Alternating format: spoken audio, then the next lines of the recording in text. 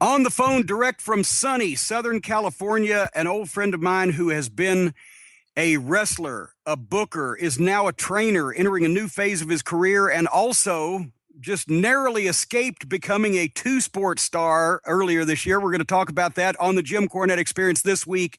The Scrap Daddy himself, Scrap Iron Adam Pearce. Adam, thank you for being on the program. JC, how you doing?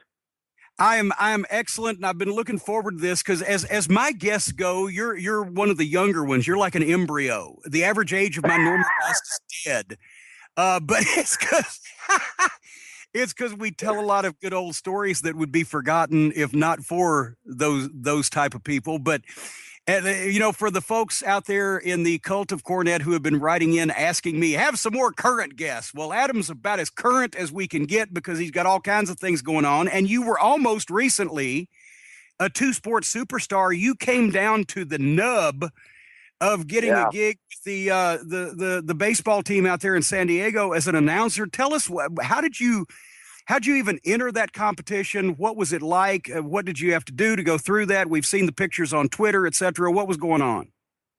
You know what, man? It was very interesting. I was scheduled to be on the East Coast that weekend and had a promoter cancel. Imagine that. And found myself with a Saturday off.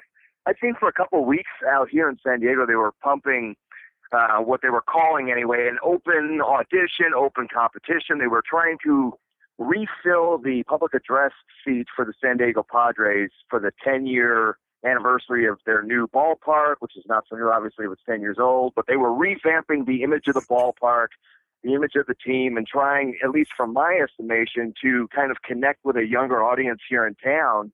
And as such, wanted to bring in, I guess, some younger voices, some younger faces and whatnot. And I'm a big baseball fan and have been my whole life, played in high school and always followed the sport, et cetera, and figured, hell, if I had a guy cancel on me, I might as well at least use my time productively. So I went down and first went to a nice watering hole across the street from the ballpark and had a couple of cocktails, and then went in and tried my best with about 1,000 or 1,200 other people. And it seemed to work out. Well, you were then called back. I mean, what was the process like that you went through? Because you had a number of tryouts escalating down to the wire, didn't you? Yeah, absolutely. The first one was basically your run-of-the-mill cattle call. So there were, like I said, upwards of 1,000 people there. Each of us were given about 20 seconds and an 8.5 by 11 sheet of paper with a couple of lines on it. And literally one by one in a gravy train line, as it were, we walk up and we would say our line, and then the next guy would be on. And it was over it probably before. Looked like America's Got Talent tryouts, the open tryouts where they fill up the sports stadium, right? That's exactly what it was. It was exactly like that, and it was over before you even knew it, and you were off and running. And I had no idea how I did. I mean, I assumed I spoke well. I felt like I did anyway, and didn't know if I was going to get a call, or an email afterwards, and really didn't bank on it, to be real honest with you, Jimmy. But probably, I don't know, a week and change later, a producer from the ball club called me and said they were going to move me on in the process, which then involved some of their spring training ball games. I did a half inning against the Cleveland Indians in one ballpark and ended up announcing 3 batters, and then again waited for another week. And as it went on for about 6 weeks, I ended up doing 3 Major League Baseball games in the regular season and working close and up alongside Vin Scully, who, for my money, is the king of all baseball broadcasters. Guys like Dick Enberg, who's in the Hall of Fame, and Charlie Steiner. It's just an amazing experience. And for my money, I thought at the beginning, why would they be doing this? You would think that you could find any kind of broadcasting professional out anywhere in the world, especially in Southern California, where it seems like there's all kinds of people running around with that on their resume. But they kept me hanging around for 6 weeks, and in the end, they ended up hiring the AA public address broadcaster from the Toronto Blue Jays, who was absolutely the right guy for the job. A total pro, a class act, very helpful along the way, because I hadn't done that kind of thing before. But yeah, what an incredible But just experience. the fact that you got that far, and what was it down to? What was the final? You were in the final group of what, 12, 10? What was the group? The final group that they announced was 10. Unofficially, I think I finished 5th. And the only reason why I say that is that the last weekend of competition, they brought in their top 3. And then as special invitees, myself and my son, and then the other gentleman that we were seated with, which was a boxing broadcaster from ESPN, we were kind of the guests of the day. They gave us kind of carte blanche of the ballpark and free passes on the field and all you could eat and drink and free gimmicks. And so, yeah, I think those 3 that were in the final, that did the final game of the competition, and then us 2 probably rounded out the top 5 in the broadcasting gamut, if you will. So, yeah, man. So you walked on, as JR would say on his podcast, the Ross Report, you walked on, that's a sports term, and basically finished in top 5, having never done shit from apple butter about that stuff before, which is pretty amazing. You damn Skippy. Yeah, I made a lot of really good contacts, and I can't speak highly enough of the San Diego Padres ball club, their brass, the management, just the way they treated people, especially me. They didn't know me from anybody, and I think they were blown away kind of by the Twitter response from the wrestling community. On top of the fact that, damn it, I wasn't bad at it either. I was halfway decent, Jimmy, if you can believe that. Damn it, I'm an announcer, Jim. I'm not a doctor. What is your Twitter, by the way? Give me your Twitter. Give the folks your Twitter. It's at ScrapDaddyAP. Easy to remember. At ScrapDaddyAP, because I assume getting that close, you got the taste of it. You smelled the popcorn and the hot dogs, baseball, apple pie, and Chevrolet. You're gonna try to do something else if it comes up, aren't you? At that point, you get that far, don't you get a taste for it? I'd love to, and I've had conversations with some of the brass at the Padres about other things. What they've done here in the last couple of years in San Diego is something that's very similar to what the Yankees and Dodgers and the Cubs have done beforehand. They've wrapped an entire television broadcast and a network around the ball club here. So in San Diego, it's relatively new. I think it's now in its 3rd season, but they're trying to fill 24 hours of broadcast airtime around the baseball happenings that obviously don't happen year-round. So there's a lot of opportunities that I think will come available, not just for me, but other people that are wanting the similar jobs. So, yeah, man, no doors were closed at all in terms of what the Padres were telling me. And, man, I'll tell you what, it's like I said to my wife. She said, well, if they offered you a job, would you hang up your boots? And I said, in a New York minute. I have to ask, did you ever do any announcing or play-by-play or color in wrestling? No, and that's the funny thing. Well, we'll get to that right soon. Oh, I'm sure we will here in a second, yes. I obviously picked a great segue. Okay. Thank you, Alice. You brought us right into the next topic on the table. Well, you know what actually, and let's just put the period on what we talked about a second ago. I think you would be fantastic for it because I know from knowing you and obviously from what you've said, you've got a great knowledge of the sport of baseball, which helps, especially a color analyst or somebody like that, to have a great knowledge of what they're talking about. But I just wish that somebody in your background, because to answer Alice's dramatic foreshadowing of a question, no, you had never done any color or announcing broadcasting in wrestling, but you, once again, you'd done a lot of television production in your spots as a booker. You'd been around a lot of people shooting TV, both at a fairly decent level and at a low budget level. Sure. But if only somebody out there had seen a great talent in you for announcing and presenting a product on television and offered you a job as an announcer, then you would have had experience. If only there was a genius out there that would see this beautiful marriage and talents coming together. If there was just that one person, Jim Cornette, I would bow before him, I think. Well, get ready to start bowing. No, I don't know how many Ring of Honor fans listen to the Experience. I think they all hate me. They might listen to it like, you watch Fox News just for the Republicans to piss you off, but some of them might listen. But I've told this story on one of my Kayfabe Commentaries releases, and you can go to shootinterviews.com, folks, our fine sponsor, Kayfabe Commentaries, and our friend Sean Oliver. But I told the story, but for the benefit of the Experience listeners around the world who may not have heard it, my vision for the Ring of Honor television program, when it began airing on Sinclair broadcasting stations, some 60 broadcast stations across the country, my vision for the announce team was a version of the UFC's Mike Goldberg and Joe Rogan, And the people that I picked, and it was a very short list containing 2 fucking names, was Kevin Kelly and Adam Pearce. And that was my intention from the time that we began the discussions with Sinclair Broadcasting until the time they purchased the company, until very shortly before we did our first television taping. Well, wait a minute. Joe Koff's calling me right now, apparently on the phone. I'll just set that over to the side. I'll take Joe's call later. But, and we had the talks, and I'd assured you that this was the position you were going to have, but something got in the way of it, and we're going to illustrate that for the people. But to do that, we have to talk about how you left Ring of Honor under Kerry Silken. And Sure.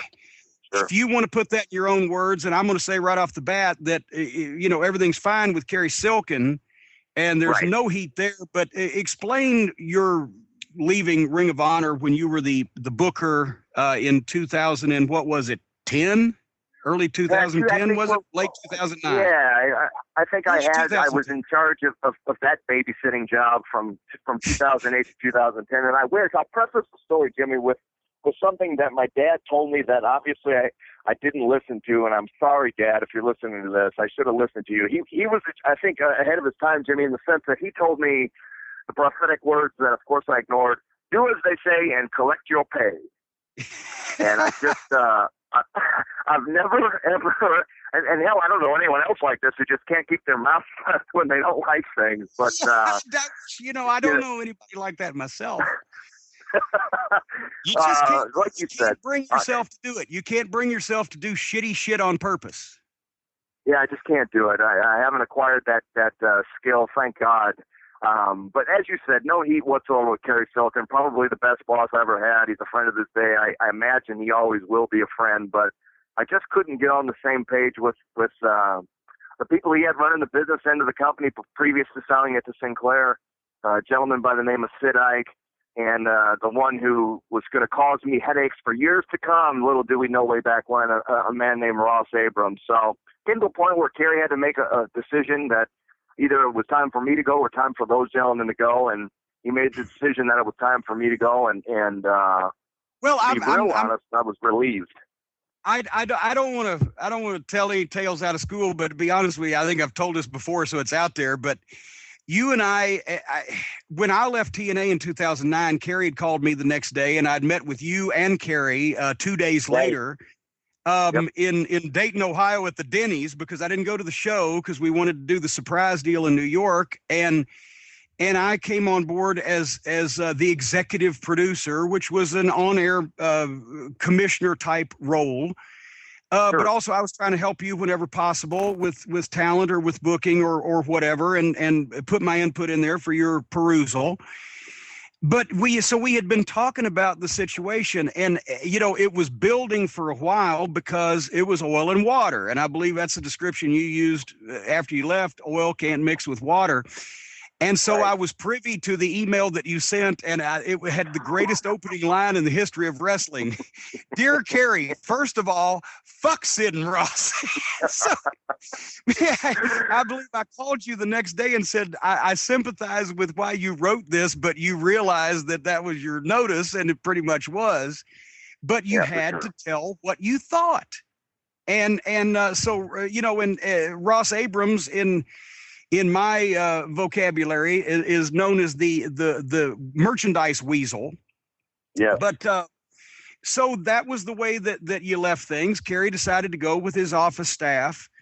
You went on to do some other things, but when Sinclair Broadcasting bought the company, as I said, that was the vision for the television. Gary Juster, that gutless pussy friend of mine, my friend forever, and Delirious. He still doesn't like me to use his real name, and he's never seen me without his mask, and I admire that. But Delirious was the matchmaker, the booker at that time, and myself, as a producer of the television program, went to all three of those individuals.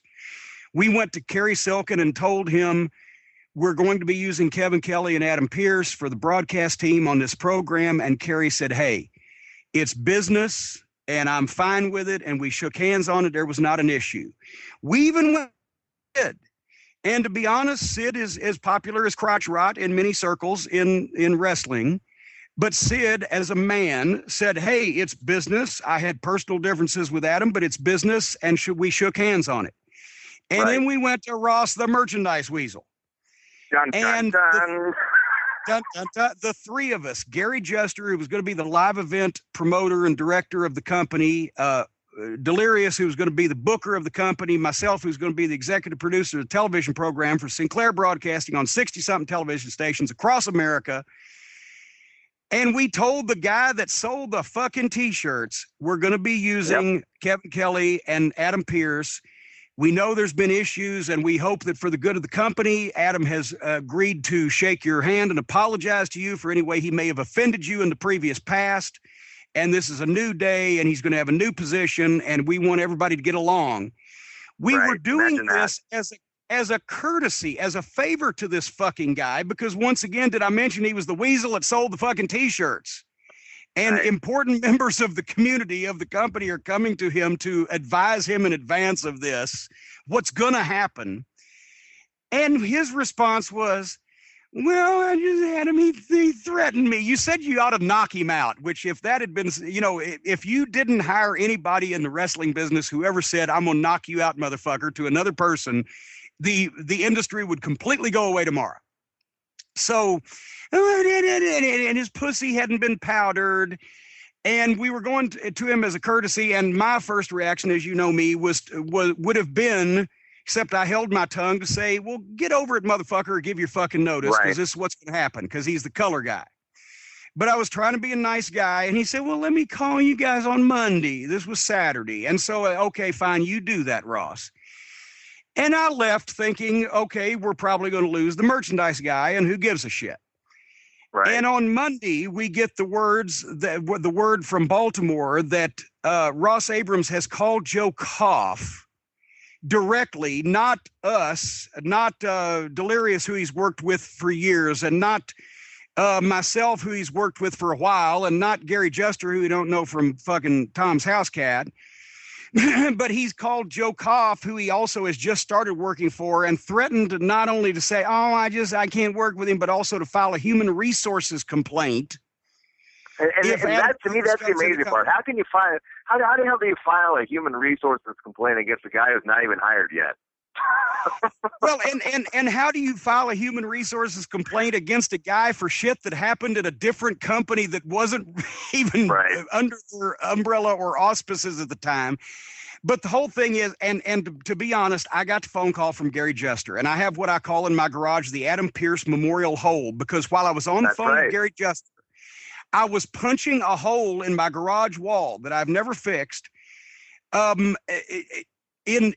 dumbstruck that the merchandise weasel could dictate the color commentator for a nationally syndicated television program. But Joe Koff had just bought the company, was afraid of human resources and a complaint that might have blah, blah, blah, and make him look bad, and told me, no, don't use Adam Pearce. Now, this is the date that I traced to that I knew that we had made a drastic error and that Ring of Honor was doomed under Sinclair Broadcasting. I lied to myself for the following year and tried to put it out of my mind, but I knew at this point.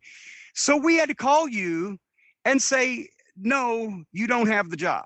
And I apologize on the air in front of God and everybody on the internet to you for doing that, because in hindsight, I should have just said, you know what, I'm out at that point. It would save myself a lot of trouble, but we had to unbook you the first time.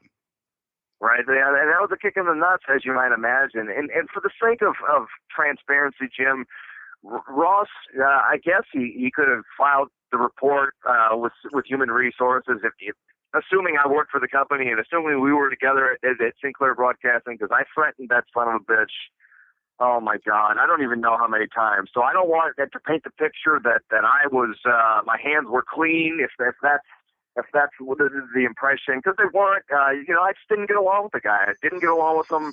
It was antagonistic at best between us from day one that we met each other in 2005 until today. I imagine it would be the same way. Even as you suggested, and the offer still stands today. bygones. Ross Abrams, anywhere you're out there, I will shake your hand and apologize for obviously contributing to your personal misery, because I never want to have my name attached to something like that. But well, yeah, I want to kick him in the nuts. And let me take up for you for a second. Yeah, you told the motherfucker, I'm going to knock you out, motherfucker. And that's what I admired about you, because getting to know him on a regular basis, I wanted to knock the motherfucker out too. Sure. And the only reason that I actually didn't probably do that was because Greg the office boy was even worse. We'll talk about that later. But the point is, it's the wrestling business. It's not a bunch of certified public fucking accountants, right. who, he offended me. No, this is the wrestling business. People, unique and colorful personalities, yell and scream at each other until they hammer out a way to either work together or work apart, one or the other. And that's the way it goes.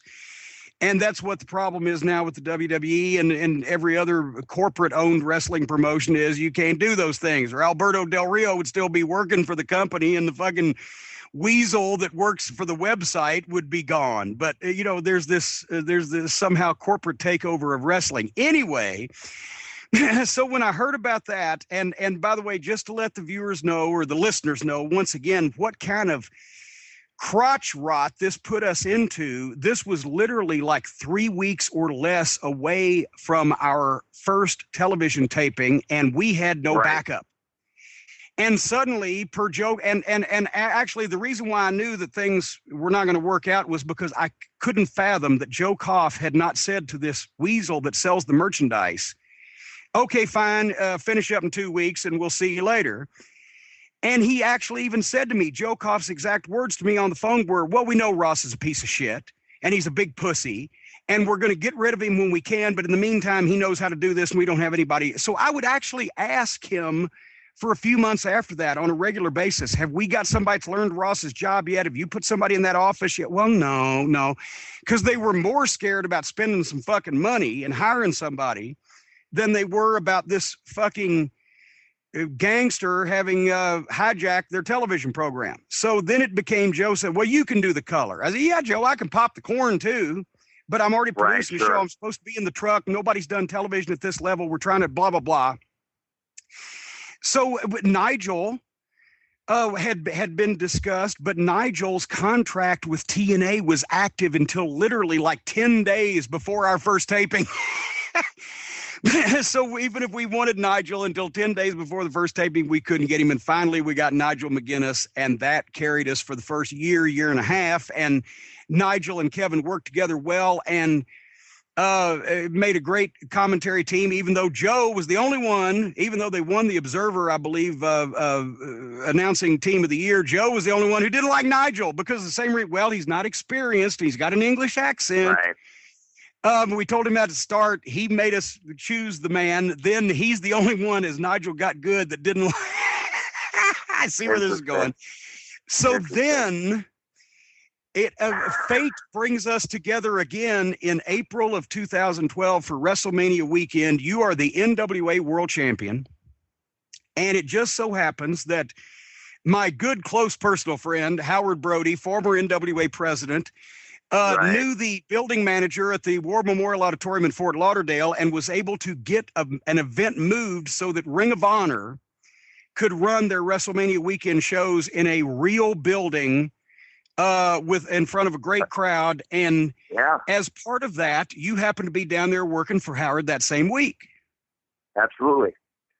Yeah, and as I understand it, the trade-off between you and Howard was, hey, bring Adam Cole over to the NWA event. I can work with him, and then I would return the favor the next night at Ring of Honor. At the same time, using that event kind of as like a warm intro, if you will, for me to the Sinclair Broadcasting people in person, to show them that I was not this villainous, devilish heathen that had been painted. So, and it came off without a hitch. Imagine that. Well, yes, imagine that. Once again, with we've elected a black president. The black guy won. There's going to be riots in the streets, and a couple of years later, there's not. Okay, yes, I arranged with Howard that I would bring Adam Cole, who were gearing to be obviously what he has been since then, which is a Ring of Honor world champion, one of the top guys in the company. He had just pinned Davey Richards in in New York as the start of his push as one of the top guys. And I agreed to bring one of our top guys to Howard's NWA event in Florida there, and he would have an NWA championship match with you, and you would win by the skin of your teeth. And then the following day, you came into the Ring of Honor event in street clothes, cut a promo, had an impromptu match with Adam, put him over. We didn't shit on the NWA World Championship. It wasn't even a scheduled match, and you were wearing dress clothes, as I remember. But at the same time, it showed you would come in and do business. And at the time, I had asked Joe Koff, now, when we need Adam, can we now have Adam, since nothing burst into flames and there were no riots in the streets?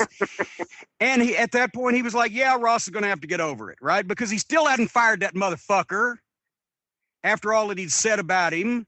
So then that was in April, and in October, August, going into September, when I had become as popular as fucking Adolf Hitler at a Jewish Defense League meeting with the Ring of Honor fans because of the constant fuck-ups that Sinclair Broadcasting was involved in, an internet pay-per-view, website, merchandise orders, talent fiascos, and general ickiness.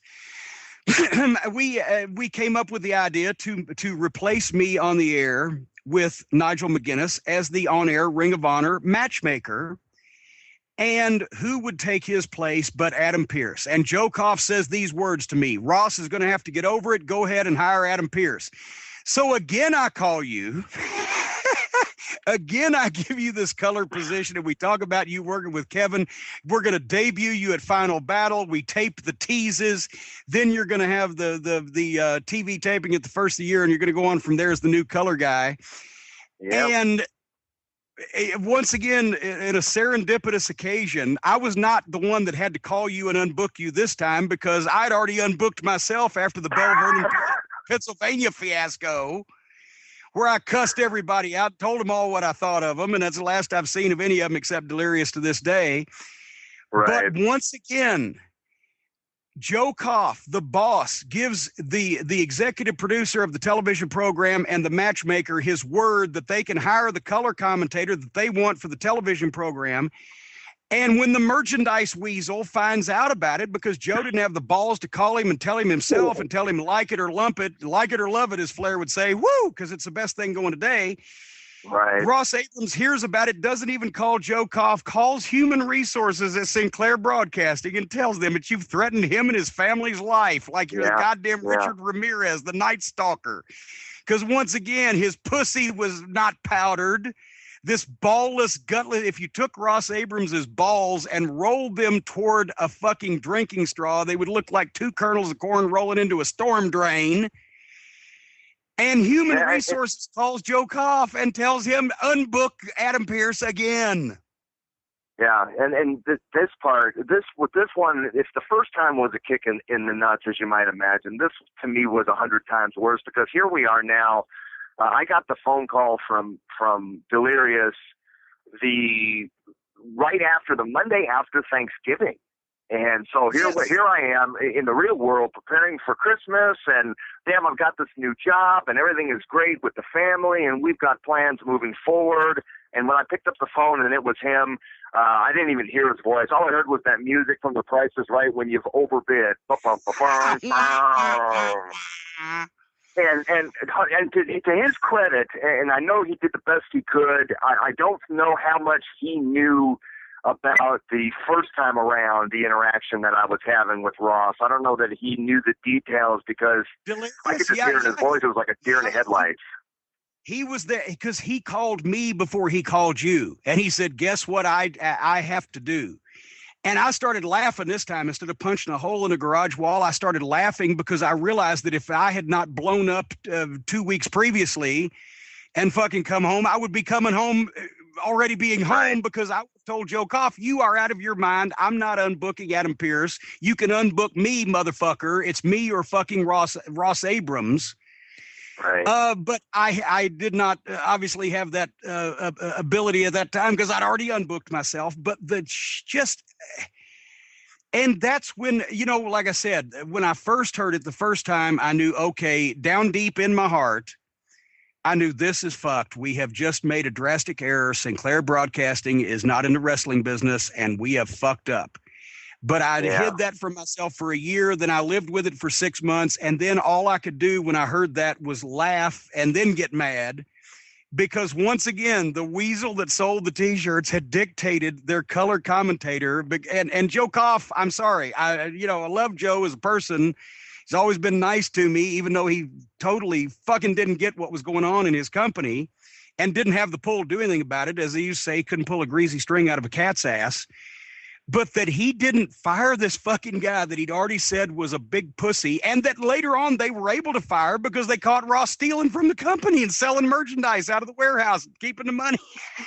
Yeah, shocking there. I didn't say a whole lot about it to many people when it happened the second time, mostly, to be real honest, Jim, because it's embarrassing. From my perspective, if you want to call and tell Sinclair Broadcasting, as you did the first time, that I threatened to kick his ass a number of times, I'm okay with that because at least this is the truth. But anybody that knows me at all and spent any amount of time with me at all, to suggest that I threatened this man's family and his children is complete. I don't even know. Today I can't say anything about it. It's the most dumbfounding, fucked up, completely baseless and horseshit pussy thing that anyone on planet Earth has ever said about me, ever, ever, ever, ever. Can I say ever again? It's just, and I couldn't be mad. I was just blown away, but at the same time, not shocked at all at the lines that this guy would go to. And it's sad. No, it sucked and it hurt. You couldn't be shocked. It was sad. You could be dumbfounded, but you couldn't be shocked because that's the type of, as I got more. And thank God I didn't have to work in Bristol. But as I got to know him more, I realized what a little goddamn nitwit, shitty fucking pussy he really was. And that he got his panties in a wad about the slightest thing. And once again, like I said, the only reason that I didn't have a bigger problem with him is because I was dealing with the bigger issue that had more pull, which was Greg the office boy. And thank God you didn't ever have to meet him, or he's one of the other people I'd have had to talk to. I had to talk Charlie Haas out of knocking him out. I had to talk Ernie Osiris out of knocking him out. I had to talk myself out of knocking him out. So thank God you never got to meet that guy, or at least Ross would have moved up the dumb fuck ladder without doing anything. It's crazy. Well, and for the viewers, for the listeners, there's an exclusive. There's the whole goddamn story of why. And I'm not trying to knock Steve Corino when I say this, but Steve Corino is glib. He's a good talker. He's got a great promo, but Steve Corino is exactly what I didn't want for the program. And I'll tell you why. And it's not against Steve Corino. It's against the concept of the whole thing. He was a heel wrestler. Not only on the Kerry Silken Ring of Honor show, but on the Sinclair Broadcasting Ring of Honor show. And I didn't want a heel wrestler as color commentator. I felt like that we were past that type of thing. I wanted a professional broadcast duo. I wanted a lead play-by-play announcer that had professional television experience, which Kevin Kelly certainly does with the WWE, and had a product knowledge, which he certainly does. And I wanted a color commentator that had been a pro wrestler in the past, but you were removed enough from the Ring of Honor audience that nobody had a predisposed idea of you as a babyface or a heel. You have a much better announcing voice. You fit the fucking suit. And we were going to rebrand you as, yes, in the past, I have been a competitive professional wrestler and I know what it's like and I can speak about it intelligently, but you were an announcer first and foremost in those people's minds for that new audience. Now, little did I know that they were so goddamn cheap, they were tighter than skin on a hot dog, and the television program was going to look like it was shot in an empty airplane hangar, so we weren't going to make any new fans because of the low-budget nature of same, and the fans that we retained were the existing Ring of Honor fans that would have known about everybody anyway, wouldn't have cared, but we were going to try that. And that's what really, to me, was the first sign of a crack in the armor as far as we've made a drastic mistake with Sinclair Broadcasting, not even being able to dictate the announce team because of, did I mention, the weasel that sold the merchandise. And so now if the two Ring of Honor fans that are listening to this that don't hate me can tell the however many others, what really fucking happened, we would all appreciate that, and we'll be fine. But you've done actually quite well without that fucking gig over the past couple of years. including taking the next step in your career, which is in a training role. So let's start talking positive again. Yeah, let's bring the mood back to let's get our chi in order, right, Jimmy? Let's make sure that we turn our frown upside down, and I've certainly been doing that over the last couple of years. Bill DeMott reached out to me, probably 2 years ago now, and invited me. I went to, like you see, I think even today one came out, a video of what the WWE tryout camps look like today, the 3-day camps that they send people to around the country. I was invited to one in 2012 out in Los Angeles to come and take part in, and it went very quickly from me having the mentality of trying to come into the company as a talent, literally within the first day of being approached and saying, hey, have you ever thought about teaching this stuff?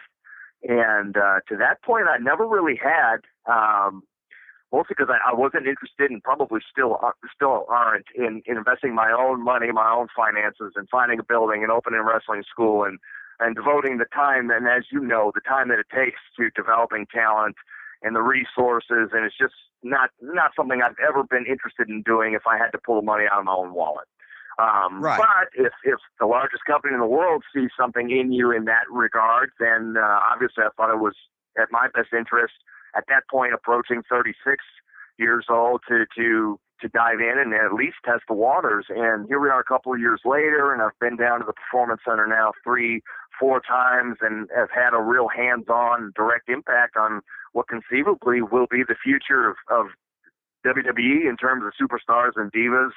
And I got to be honest when I tell you, Jimmy, it seems, I didn't know how I was going to take to it, but it really has turned out, I think, to be some of the most fulfilling work I've ever done in professional wrestling. I absolutely love it. And I want to continue it, and that seems to be the path we're on. And, I understand that feeling, because at some point you get tired of actually doing this stuff, but you still like teaching and telling other people about it. That's a natural thing with a lot of guys. Some of them it's not, but some of them it is. And truthfully and honestly, and I'm critical and can't say that I'm not of the WWE product in most cases that's presented on the air, but that doesn't mean it's the guy's fault. And I think that one of the things that they have done right, is not only establishing a training center where they give them a little more money, because believe me, I know with the kind of checks that they were, the 4-figure checks instead of the 7-figure checks that they were handing out in the past to the people who did their training program. I think it's great they've established a facility. I think it's great now that they're getting guys out there in towns in front of live audiences. There are not many. Florida's burnt that's the last place I'd pick to run live wrestling events, but at least they're putting them in front of people. But also the biggest mistake in the past that I think they've made is there was a generation lost in between the trainers and the trainees. Completely agree. There was nobody, because I don't care how good you are and how smart you are. My phone is ringing off the hook. Maybe Vince now knows that I'm talking about him. I don't care how good you are and how smart you are to the wrestling business unless you've stuck around enough over the past 10 years to know some of the guys involved in it and to know what their particular problems are modern day and the challenges they face and the things that they don't know and it seems like it's hardest for them to get. If you don't know that, you're not going to be able to be effective. And I like to think that I stayed in it while I was training and working enough of the Ring of Honor shows and independent shows to know what was going on with the guys, but still to have my opinions about the way things ought to be. But a lot of the guys that have been sitting home for the past 15, 20 years, they're legends, but they come back in and they don't know what the fucking guys are doing or what they're going through. So now with you, and I know that Jamie Noble and Joey Mercury are agents now on the show, and with some of the younger guys, that middle missing generation being in training positions and agenting and helping the guys, that's the missing link. That's how they're the translators from this generation to 2 generations ago where I was a part of. Yeah, absolutely. And I think that's the part right there, and you hit it right on the head, that I think that the normal wrestling fan that watches the TV shows doesn't think about. There's of course the in-ring, there's of course the in front of the camera things that we have to do from the performance side of things, but there's all of that other world of interaction that, exactly as you described it, you don't get a feel for, or you have a hard time interacting with a certain person if you haven't kind of A, shared the same kind of experiences, or B, got to know these guys and on a bigger level than just the visceral, oh, I've seen this guy work a couple of matches on YouTube or whatever. And I think that's where I'm unique in the process is literally when I go into that building, there's double digits in terms of the number of people there that I have directly worked with in the ring a number of times. There are guys in that room that I have booked a number of times. So I've got a relationship with a number of the talents that WWE feels like is going to be the future of their broadcast, and it makes all the sense in the world. I forget who said it to me, and I took it as a huge compliment, which is why I'm embarrassed to say I forgot who said it, but he said, I look at you like a bridge between two generations, exactly like you just said it. So, and it fits like a glove, Jimmy. So many, like Seth Rollins, I tweeted something here earlier today because somebody mentioned that, he just closed a pay-per-view, and I said, I've always been a big Tyler Black fan, and that Rollins guy ain't bad either. He was in developmental for 2 fucking years because even I figured he should actually be training almost in developmental from what I've seen out of him, but because I've seen him and Davey Richards in Toronto that night have the gold standard of in-ring pro wrestling like Flair and Steamboat from, 15, 20 years earlier, 20 probably. But he was in developmental for 2 years because I think partially it was because he had his own way of doing things, and they gotta have a say in that, and also because they didn't recognize, they weren't familiar, they weren't aware with how good he really was because they hadn't been out there actively working with him and on shows with him and etc. And guys like you and Joey Mercury, Joey Matthews, and guys of that generation that now have 15 years or more of experience under your belt, but you've still recently been with the crop that they're picking from, and what's going on with those guys. I think that's a tremendous advantage. Yeah, and I had the opportunity just this past weekend to agent and produce the next set of NXT TV tapings that are going to be airing in November and forward, and I think if anyone was unsure of me that was in that production room ahead of time, those that didn't know me, it was very evident, I think, as the night went on, as the talent more and more was coming to me. Hey, this is what I'm thinking. Remember when we did this way back when? And I had a couple of those instances where the talent was drawing on things that either they'd experienced with me in the ring or things that maybe I had booked for them in Ring of Honor or other places that they could come in and go, hey, maybe this spot would work in this situation. And then I could obviously draw on that because I was there, and that disconnect isn't there. It's like if I was going to fill a segment on the television show and I had to go to an agent or producer that I knew damn well didn't know what I did, I was going to be a lot less comfortable going to that person with my idea because I feel like they don't get me from Jump Street. Whereas with me, been there, done that. I know Pearce will get it, so let me go run this by him. And it was gratifying, really gratifying. And, once again, that's not to knock anybody else down there. Let's not let that slip out from all of the negative Nancys out there. But in some cases, and obviously the guys running the training center are good when it comes to training guys from scratch, because they sign a lot of guys down there from scratch and they're at square one, and that's where their experience lay. But a lot of the trainers have not been out there on the independents over the last 5 to 7 years and worked with the crop that they're about to get. And so I think that's a massive step forward. And also, they don't have to rely just on you. Now they've got a mix. Now they've got Adam Pearce, who they've had in-ring experience with and who knows the landscape of today, but they've also got any number of several guys that they can say, well, 25 years ago, when we actually used to do this shit right all the time, this is the way we did it. So you can kind of get a balance there. And I so think I'm that's excited kind of the mind for that. frame. So, yeah, I mean, that's the way it feels anyway, that like, when you walk into that facility, and I don't know I'm assuming, Jimmy, you haven't been down there to see what they've got cooking. I've missed the invitation. Some kid stole it out of my mailbox. I didn't get it. Well, it's incredible. It's incredible just from the technological standpoint, and just the minds that they've got roaming around that building. I think, at least for my money, it's as impressive a place as I've ever been in wrestling. And I was at the power plant too, and this thing blows it away. So it's incredibly humbling to have been considered worthy of a spot, and it's even more so to have gone down there multiple times. And if things go the right way, hopefully I'll be down there a lot more. But yeah, man, probably well, like I said, I went to the power plant one time. And the power plant, it was pretty to look at, but it was like McDonald's next to a fine restaurant in the performance center, and the chefs in the kitchen, the folks up top. And I'm not even nogging like Jody Hamilton or whoever, but WCW couldn't run anything related to fucking professional wrestling, whether it be a school, a promotion, a television show, or anything. So there's no comparison between that and the performance center.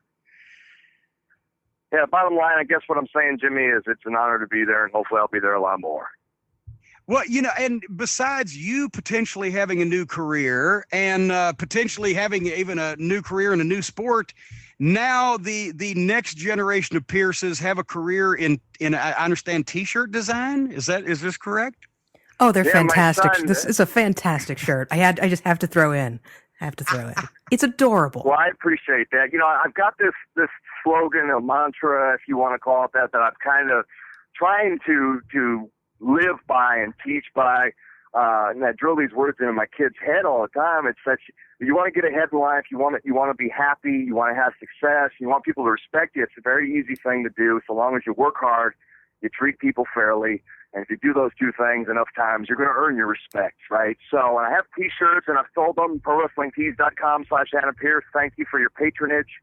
But my son, 6 years old, his name is Jacob, he was drawing pictures one day, and he drew a picture of me and wearing a title belt, and I had one of my robes on or whatever, and it came to me. I was thinking, man, this, number one, it's, as a parent, it's awesome to see that your kids love you, and if they want to draw a picture of you, like, I can't even describe how that feels. But anyway, then he's doodling around with his markers and writes down what I just described: work hard, treat people fairly, and earn respect.